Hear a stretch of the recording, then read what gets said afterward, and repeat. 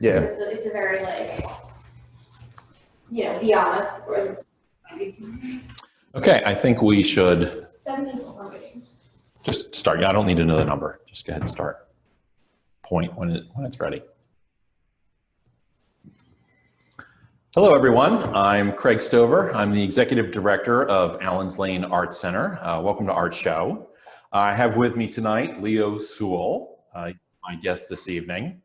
Just a few words first to let you know, we do have safety measures in place for the pandemic.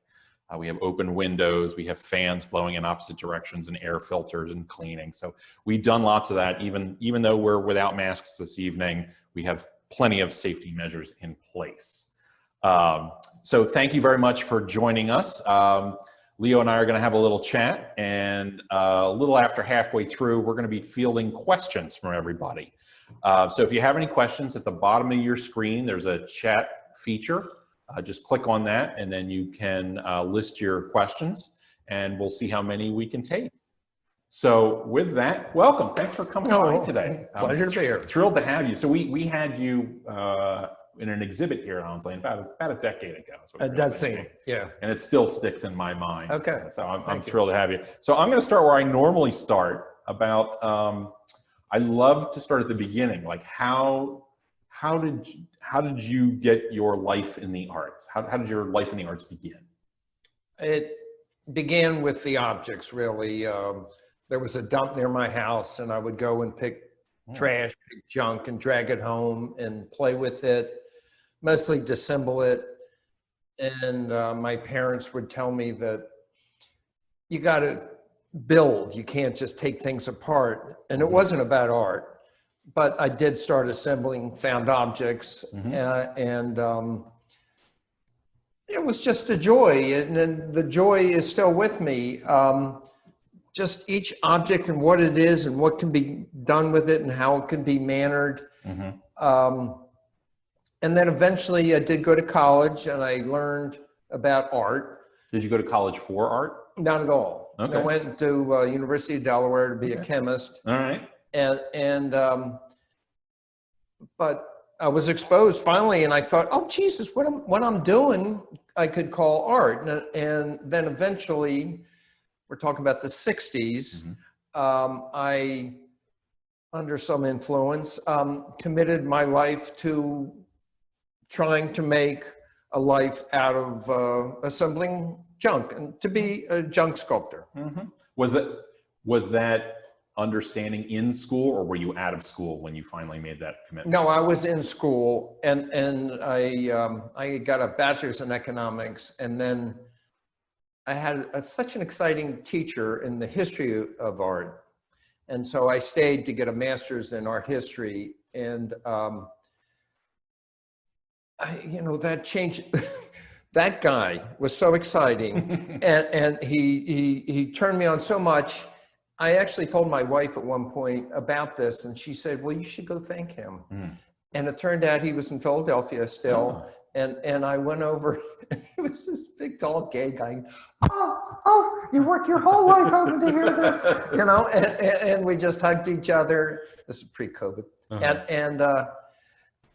So he was instrumental in that as well. And then I did other things for 20 years while I was trying to establish myself as an artist. And, but for the last 30 plus years, I've been a full-time sculptor. So the other things, when you were done school, did you move back to Philadelphia? Were you in? Yeah, well, my first wife went to Penn Graduate School, and I realized how good the junk is in Philadelphia. We got some high quality. We're world famous for our junk. Well, you don't want to be in Phoenix. You want an industrial city on the decline, and it's in the streets. It's there in abandoned buildings, and so I was back as a child, groveling in the Navy dump and enjoying it.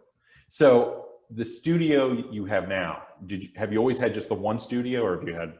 No, I had a progression of studios. Okay. The one I have now is since '86. Okay. And it's in West Philly. Yeah. I had the privilege of going to that studio. Yeah, yeah.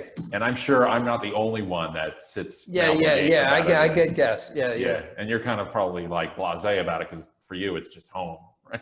Yeah, Right. yeah. I mean, I could tell you, one time I counted, like if I find an object and I bring it home, there's so many ways that it can be categorized.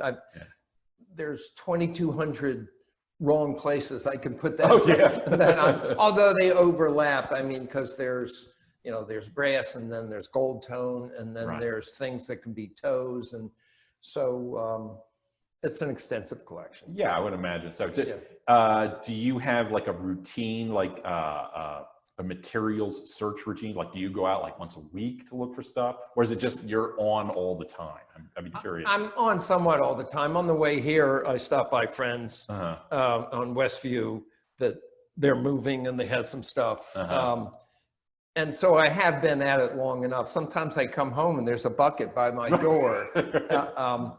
But early on, like in the 70s, I had maps of the city divided in days of the week. Really? And I Oh, would, for trash night. yeah, Yeah. yeah, Uh-huh. yeah. And I would do that early mornings. And actually, I think my wife married me because she enjoys going after junk. And it's really the best thing we do together. You call it junk, and I'm sure to most Reclaimed. people it's like that. Yeah. But, you know, I think I can imagine that you probably don't really think of it as junk. You think of it probably as color, shape, texture, object. Does that go through your mind? I mean, that. Yeah, you're right. But the For all guts of it, I want to think that they're objects that have truly been discarded and that I'm giving them another life. Have you ever used something that's brand new in your work? Next question. Yeah, okay. So let me talk to you about your methodology. I think is really fascinating because I've seen the variety of sculptures that you make, not just in terms of size, but just in terms of subject matter. Can you walk me through the process about? Is it lightning strikes for you? Or is it like, I'm going to make, 20 ducks in a row? When you're about to start something, how does that usually happen? Well, I maintain an inventory. Okay. And I'll say 20 different forms. Right. And if one of the forms sells, I generally, will make that again unless there's some pending commission. And then I'm always expanding that as well. This sort of monochrome approach I've only done, 12 years or something. Mm-hmm. And that's led me, I'll make a crow just out of black objects. So in a sense, I'm doing the same thing again and again, and I'm also doing new. So it's there. I would almost say that it's like a series because you're using the same form as sort of like a mount, I would say, but then you're changing. It's not veneered. I mean, everything's built from the inside out, Right. and all out of reclaimed objects. I do buy the fasteners. And if you really want to know how it's made, you can buy one and take it apart. Like an IKEA project. I guess. Get a big bag of deconstructed Sewell. I mean, like that. Traditional sculpture is subtractive, meaning you start with a stone or the wood and you take away everything that isn't the giraffe or whatever. Right. And for the last 100+ years, there's been additive sculpture, right, which is like architecture or furniture or cars or anything. But a lot of what I'm doing is subtractive in the sense that this piece right here, in order to fit as I want it, needs to be subtracted on the back side. Mm-hmm. And so there's a lot of fitting in that way. So there's There's subtraction and addition. I'm just saying. In your mind, say you're looking for a certain piece, do you go hunting for the piece, or do you just happen to find the piece and say, hey, this, or is that a combination of both maybe? I'm always putting in inventory, but if I put in inventory in an intelligent way, I can retrieve it. Okay. And I mean, some collections get so deep. I have a sort of a rule that I should turn the bucket over every 2 years, so I really do know what's in there. Right. You know, the reason I ask is I find sometimes artists are able to have so much going on in their heads, like an inventory of, you know, if I'm talking to a painter, they'll talk about an inventory of marks or mark making or color or something like that. So the idea that you have what's in your studio in your head would be fascinating. Yeah, I mean, there are over 200,000 objects plus fasteners. So I have to organize it in an intelligent way. And I have piles, just say brass. I have piles of brass that is thick enough to be welded. And then I have piles of brass that's lighter and can be assembled more in this fashion. And the same is true of stainless and aluminum. Mm-hmm. And then there's the polychrome. And I have a large box of just red objects because occasionally I make a red apple. Mm-hmm. And then clear funded drawers are very helpful as well. Oh, plastics, I would imagine. Yeah, plastics. So I want to talk a little bit about, you know, the different forms that you use. I do notice, obviously, lots of animals that you're doing. Yeah, right? You can't beat nature. No. I mean, you just can't beat it, you know? I mean. Do you have is there one in particular, not a one sculpture, but one type of sculpture that you find the most enjoyable to make? Is there something that you have just makes you feel happy when you're doing you it? mentioned it. I'm very involved with ducks, this sort of long necked duck. Right. I was given a plastic form of it, 30 years ago. And I've made it in sterling silver. I've made it in stainless. I've made the eggs in gold, and I've made ducks. I can really duck up. I mean, I've made 10-foot ducks, 4 or 5 foot ducks. Groucho Marx, he realized that it's the funny thing. A duck, remember the duck would come down? Okay. What's that? Yeah. You so, bet your life, or you one of those? Yeah. I think that's it. Yeah. It's before your time. Yeah. Right. Yes. Yeah, spring chicken. But that I can understand, because I do love the shape of that duck. You know, that sort of nature form into it. So I can imagine that. And it makes you smile. Yeah. When you're working in your studio, tell me a little bit about, do you have specific rituals that you do? And here's what I'm saying is, I'm not going to tell you all that. When you're in your studio, do you listen to music? Do you need silence? Can you stand it if somebody else is in the studio? Does that bring it to a stop? I have the radio or music or something on almost all the time. And a lot of talk radio. I mean, once I know what I'm doing, it's funny, I cannot read if there's radio on, but I can work and concentrate in the shop. Not a problem. Yeah, it's working. Can you work with other people in there? Yeah, not so much. I mean, I've brought in help sometimes, but then I'm so spoiled, you know, that if I have help, then I'm working to their hours and their needs of many ways. Barbara, my wife, helps me a lot, especially in the non-shop aspects of it, the internet and bookkeeping and such. Is there a difference? And I'll be a little shocked if you said no, but is there a difference from when you first started down this path, when like the first duck you ever made, to the ducks that you make now? Is it the same exact experience, or is it, what's the difference? Is there a difference now? In terms of the visceral joy, it's stunningly the same. Okay. Technically, it's certainly evolved.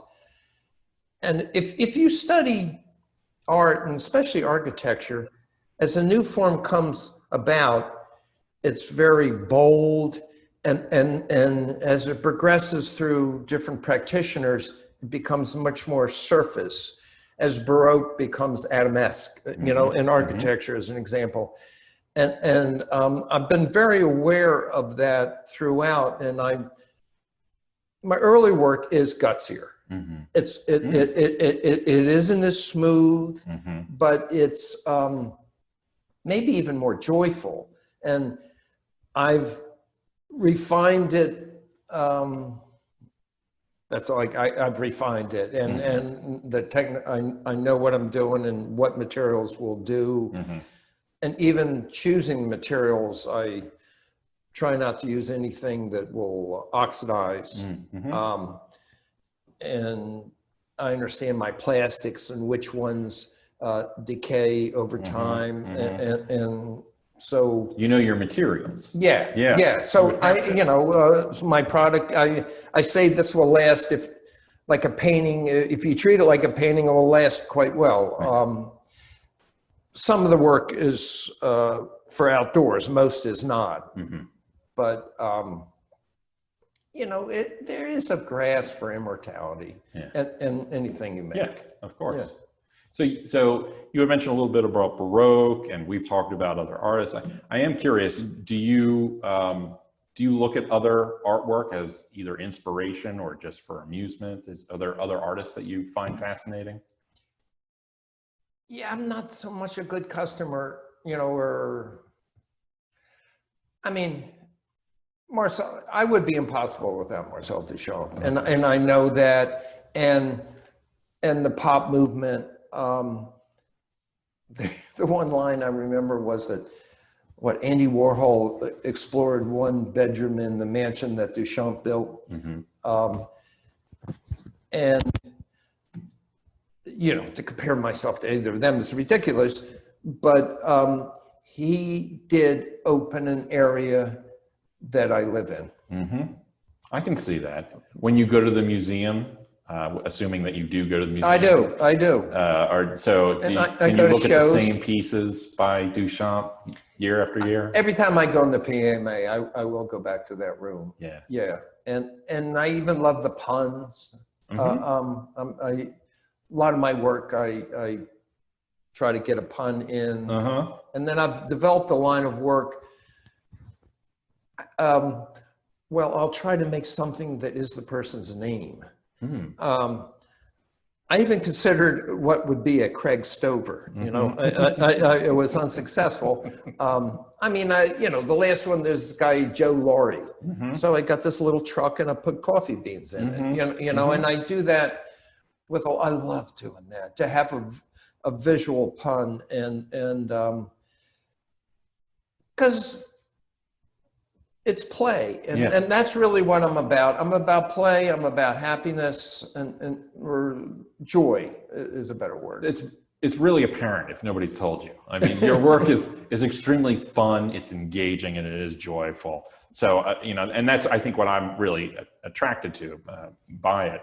I am curious that a lot of artists that I know often will, for lack of a better term, hide things in their work.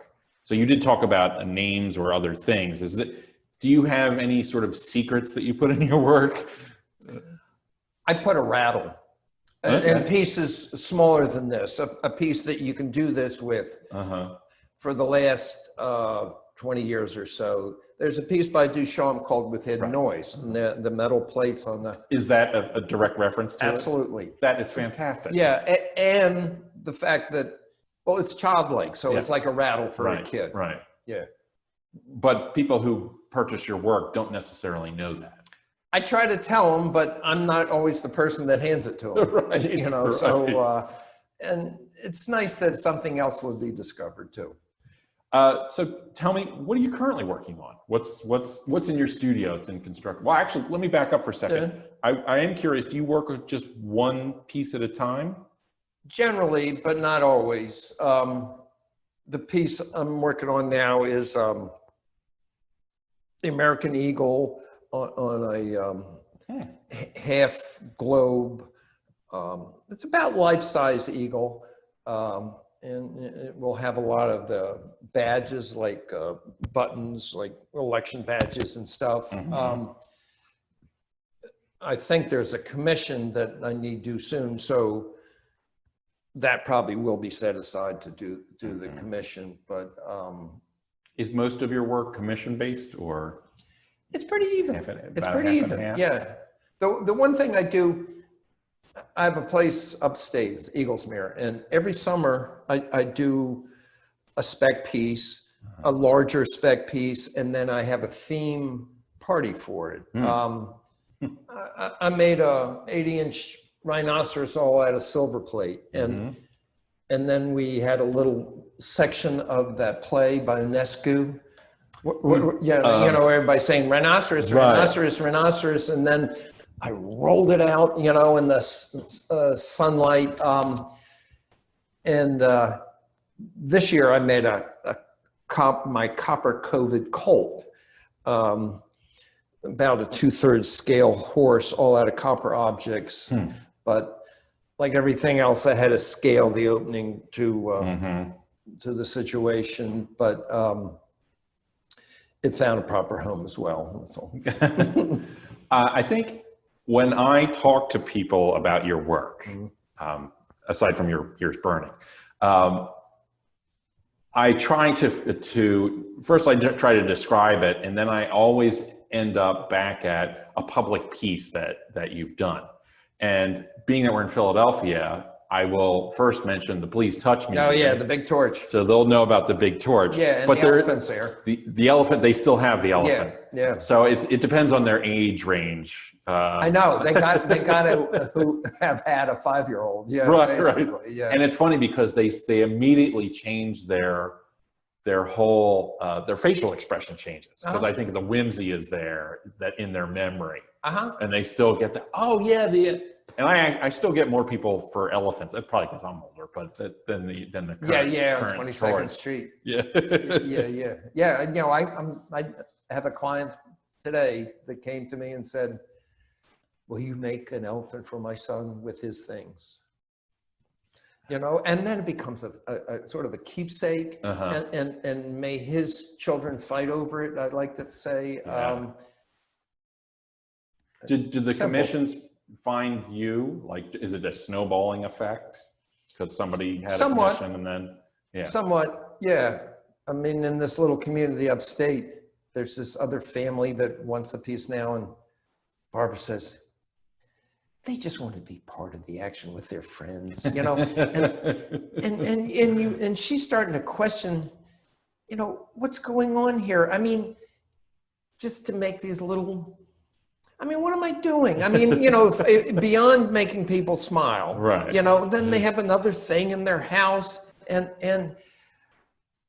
you know, sometimes it stimulates conversation.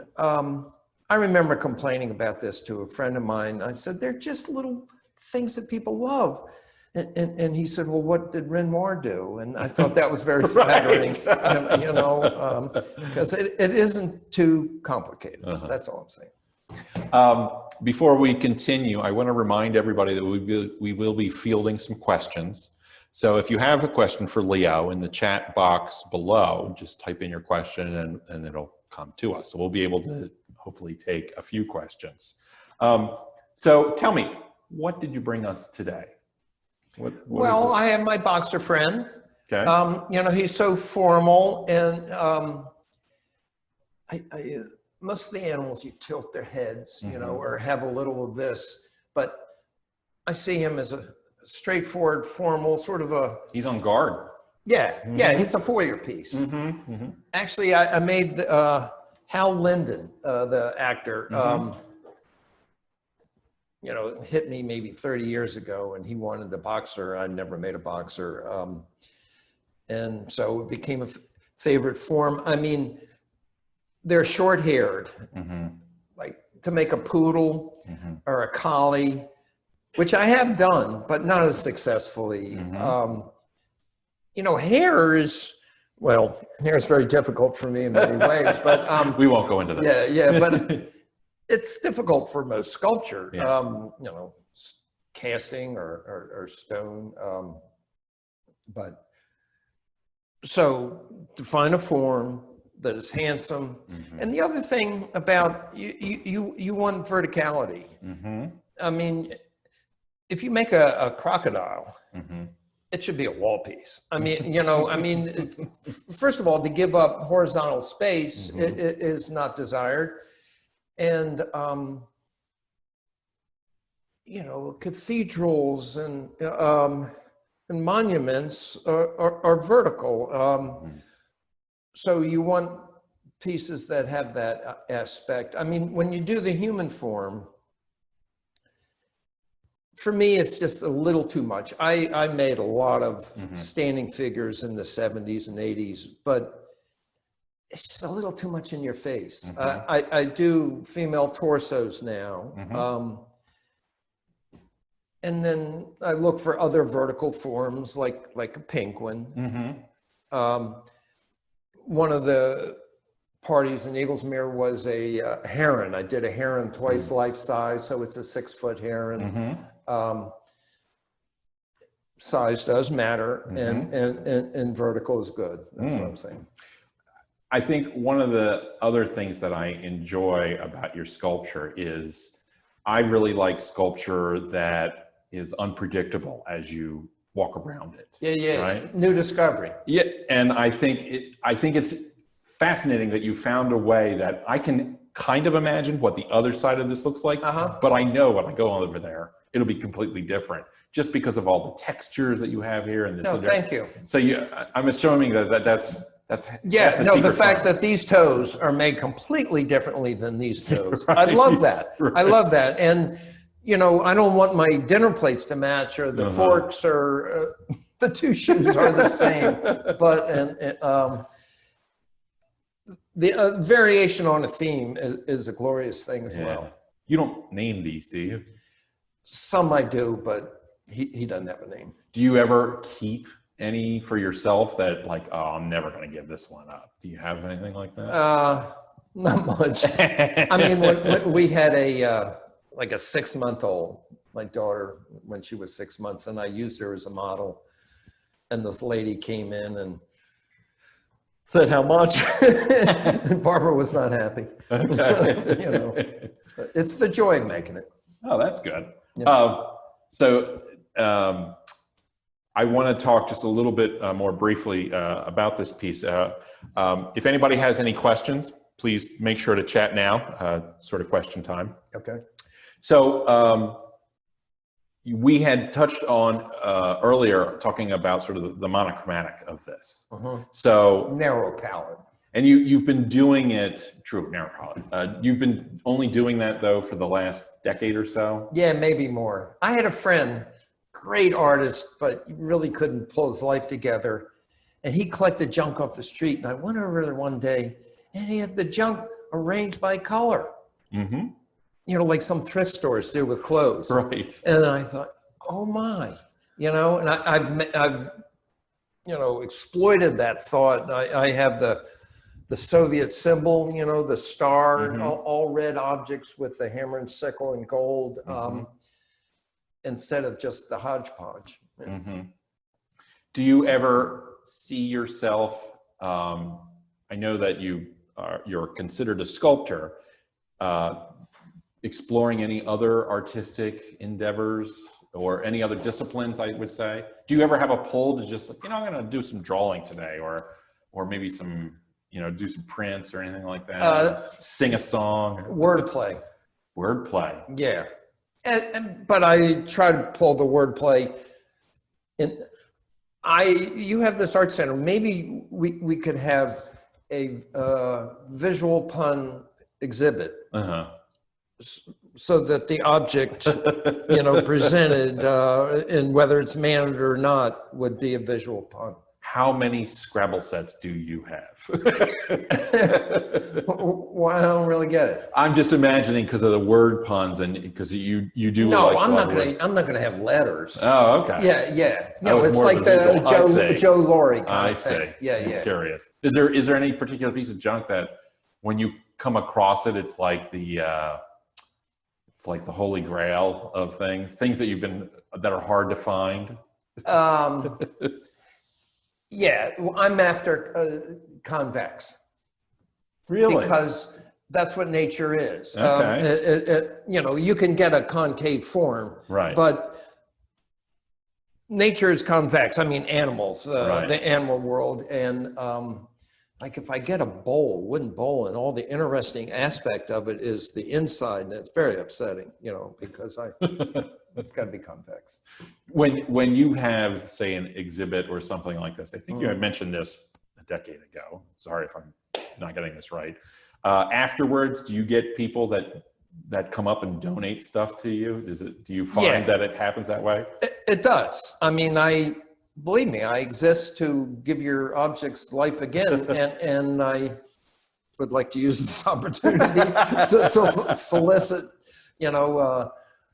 discarded interesting objects for Leo. So, okay, $1 million question. Have you ever considered on the outside of your studio some form of a drop box? Something that, like those, the midnight sack of money drop box.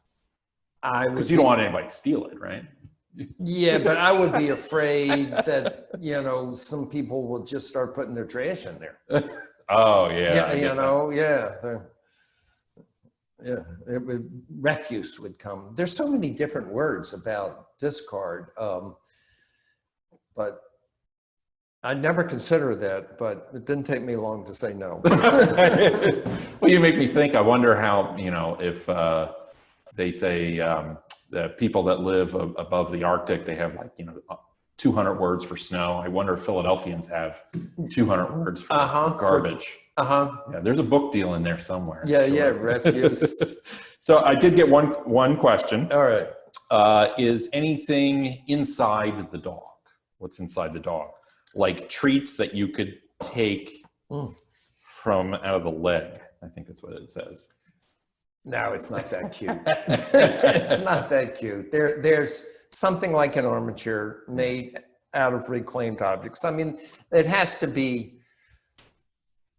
hold together. So you got to think, but no, there's no secret passage. And there's no electricity and nothing lights up. It's static sculpture. There was one that you made that was a pterodactyl, I remember. Yeah. And did the wings slightly move on that? No, it would move from airflow. Yeah. And you would not consider any of your work like a mobile. They're all stabiles, for lack of better word. Yeah. The only mobile thing would be that pterodactyl. The wind itself. Yeah. So is the Liberty Torch the biggest thing that you've ever done? Easily. Yeah, that's 40 feet. Yeah, that took a while to make. Yeah, it took a while. And Please Touch was very helpful in getting stuff, and they actually made the steel armature for me. That place is still closed, I'm pretty sure. Yeah, pandemic, and well, even beforehand, I think they were having trouble. They certainly had financial trouble. Yeah, it's tough in the arts of Philadelphia. So, Uh-huh. well, I'm thrilled to see that you're, thriving and doing so well. I'm always glad to see that you have new sculptures coming out the game plank. I do want to encourage everybody out there, if you have not been to Leo's website, please do. You have a fantastic website. There's a whole selection of artworks that are on there. Art of the studio. I mean, I am available. So you encourage people to make appointments? Yeah, they could make a contribution when they come. That's great. So what he's saying is you must bring something convex when you come. That's the password to get in. It's nice if you do. You're welcome otherwise. You're welcome. But, well, I wanted to thank you very much for coming by. I think we didn't have any other questions, but it's a pleasure having you come by again today. Well, you're a good interviewer. It was great to talk to you about your work. I can't see what else comes next. And I want to encourage everybody out there to please go to Leo's website, check it out. As every artist in Philadelphia, I can attest to, ask them questions, reach out to them, ask for a studio tour, see what other galleries, if they're being represented by. Sometimes people I find they're a little hesitant to reach out to artists, but you know, every artist I know is more than welcome. Yeah, it's part of our gig. I mean, we live for you. Yeah, please do. So I want to thank everybody for tuning in tonight. I really appreciate your coming this evening. Thanks for tuning into Allen's Lane Art Show. And I hope to see you again next week. Thank you very much.